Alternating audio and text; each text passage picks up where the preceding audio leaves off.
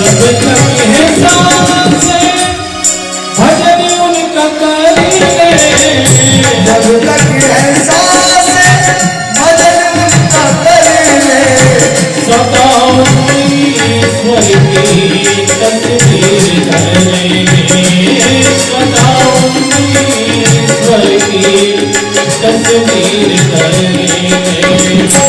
अच्छा बुरा के सारे कर्म देखा, अच्छा बुरा के सारे कर्म देखा, तेरे बाद तेरा खजाना बनेगा, तेरे बाद तेरा खजाना बनेगा। गया बात कर्मों को बुलाने दीवाने, गया बात कर्मों को बुलाने दीवाने।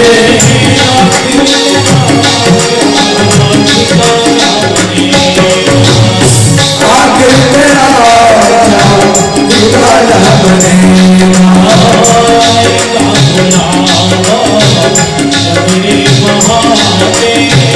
आएगा बुलावा जमीन वहाँ से, कोई ना कोई को बहाना बनेगा, कोई ना कोई तो बहाना बनेगा।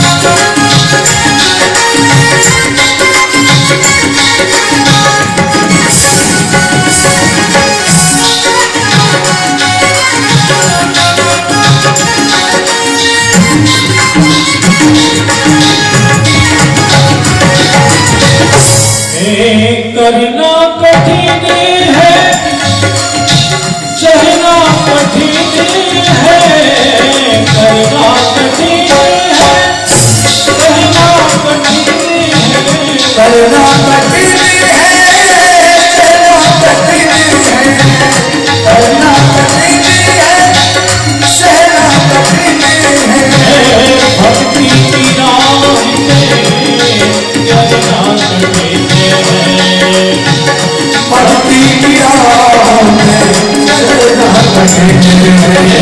योगी को मिलेगी प्रभु की भक्ति, मोरे को मिलेगी प्रभु की भक्ति, योगी को मिलेगी प्रभु की भक्ति, मोरे को मिलेगी प्रभु की भक्ति।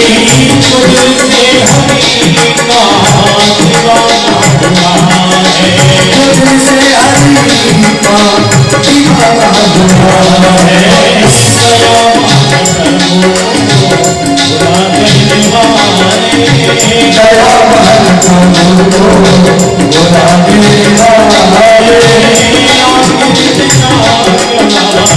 वाले, आखिर तेरा ठिकाना बनेगा, आगे तेरा ठिकाना बनेगा।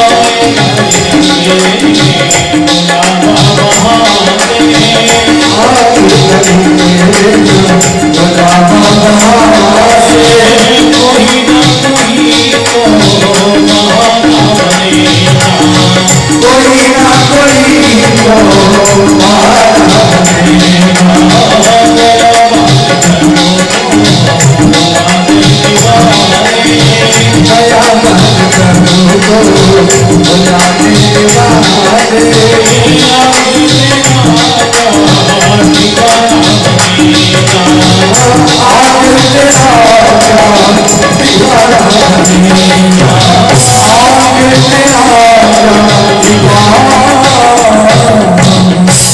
जय जय श्री राम। तो ब्रह्मा जी को ब्रह्मा जी की ही भाषा में बताया कि ब्रह्मा जी आप सृष्टि नहीं, ये तो मेरी माया के द्वारा तुम्हारा कार्य करती है। आज करके ब्रह्मा जी ने 40 श्लोकों में स्तुति करी, पर भगवान ने क्षमा नहीं करा। क्यों? अंत में ब्रह्मा जी ही कहने लगे, भगवान मैं ब्रह्मा भी आपके कोख का ही हूं। कभी मां के गर्भ में शिशु रहता है, कभी पैर चलाता है, माता को बहुत कष्ट होता है, पर माता कभी उसको दंड नहीं देती। मैं ब्रह्मा भी तो आपका ही बेटा हूं भगवान, मुझे क्षमा करें। तो भी भगवान ने कुछ नहीं बोले।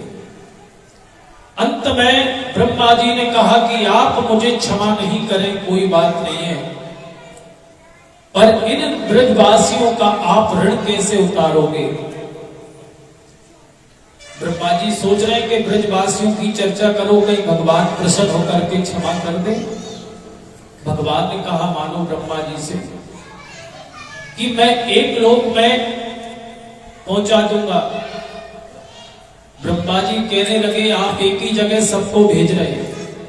राक्षस भी उसी धाम को जाते हैं भगवान के तीर लगने से, और उसी भगवान के भक्त भी जाते हैं। फिर कहने लगे आपके भक्तों में और उनमें फर्क क्या रहेगा? फिर पूछने लगे कि ब्रह्मा जी आप ही बताओ मैं कैसे उर्ण होऊंगा उन ब्रजवासियों से?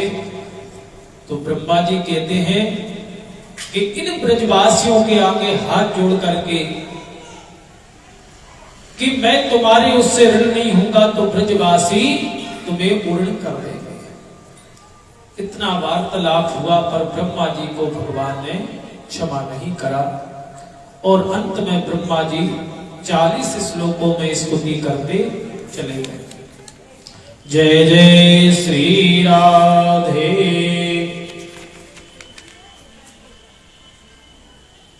जैसे ही ब्रह्मा जी गए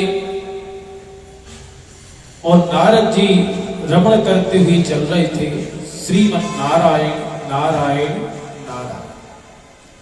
एक गोपी को देखा, आंखें मीच करके ध्यान लगा रही है। नारद जी को शंका हुआ कि जिस परमेश्वर तो इनके पीछे डोलता फिरता है, ये गोपी किसका ध्यान लगा रही है? नारद जी आए, और जैसे ही नारद जी की बीड़ा सुनी तो गोपी जो नेत्र बंद थे वो खुल गए। गोपी ने दंडोत करी। नारद जी कहने लगे देवी किसका ध्यान कर रही हो? गोपी कहने लगी महाराज ये ध्यान म्यान मैं क्या जानूं, मैं कछु नहीं जानती ध्यान म्यान। फिर नेत्र बंद करके किसका चिंतन कर रही थी? गोपी कहने लगी महाराज अगर मेरी समस्या का आप समाधान करें तो सुनो। नारद जी कहने लगे संसार में ऐसी कोई समस्या नहीं है जिसका समाधान हम ना कर सके। ठीक है, गोपी सुनाती है। अब कहने लगी महाराज आज जैसे ही मेरी सास ने कहा बहू जाकर के गौ माता को बोला, और मैं जैसे ही मटकी उठा करके गौ धोने के लिए गई, जैसे ही मैं गौ माता के स्तनों को धो रही थी, ना जाने ये नंद का लाल कहां से आ गया। कहने लगे भाभी का पूरा दूध ही निकाल लोगी, मैं भी तो सुबह से भूखा डोल रहा हूं। कहने लगे लाला बहुत अच्छे मौका से आयो, इधर मोड़ा कर दो। तो मैं धीरे धीरे करके उसके मोड़े में धोती गई। वो नंद का छोरा गट गट करके दूध पीता गया, पर जैसे ही मेरी सासू ने आकर देखा कि एक बाबरी हो गई, पूरा दूध तो नीचे फैल रहा है। पड़ी जब मुझे पता लगा कोई नंद का छोरा नहीं है, ये तो मेरी कल्पना का कृष्ण है। मेरी सास ने हजारों गाली बकी, कहने लगी अब मेरो मोड़ों का देख रही, जा यमुना जी से जल भर के लेके आ।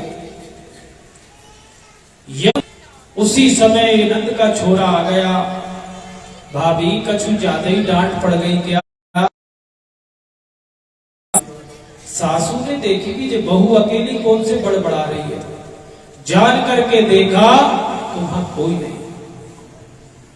अगर महाराज यही स्थिति रही तो मैं एक दिन पागल हो जाऊंगी या घर से हाथ धोना पड़ेगा मुझे। अब बताइए ना, पर हृदय में कुछ है, वाणी में कुछ अलग है, और दिखाना कुछ चाहते हैं और देख कुछ और रहे हैं। ये सारी चीजें जिस दिन एक हो जाएंगी कि जो हम कह रहे हैं वही हमारे हृदय में हो, जो देखते हैं वही दिखाए। कहते कि जिस हिसाब से तुम 10 इंद्रियों से देखते हैं